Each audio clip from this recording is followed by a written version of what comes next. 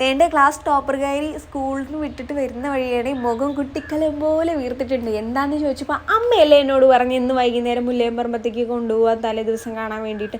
അതിനാണോ ഇപ്പം തന്നെ വീർപ്പിച്ചിരിക്കുന്നത്, എന്നെ കൊണ്ടുപോകുമെന്ന് പറഞ്ഞു. ഓക്കെ കൊണ്ടുപോകാം. ധ്യാനം കുറച്ച് മുന്തിരിയൊക്കെ കൊടുത്ത് സമാധാനിപ്പിച്ച് ഞങ്ങൾ 7 മണിയോട് കൂടിയിട്ട് മുല്ലയമ്പറമ്പത്തേക്ക് എത്തിയിട്ടോ.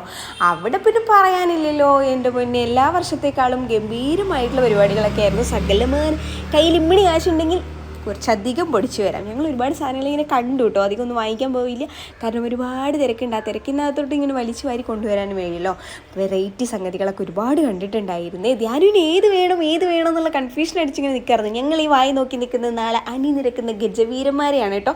പിന്നെ കുറച്ച് കഴിക്കാനൊക്കെ ആയിട്ടൊന്നും ഞാൻ ഈ പാനിപ്പൂരി എന്ന് പറഞ്ഞ സാധനം ഉണ്ടല്ലോ ആദ്യമായിട്ടാണ് കഴിക്കുന്നത്. എനിക്ക് ഒരുപാട് ഇഷ്ടപ്പെട്ടു കേട്ടോ.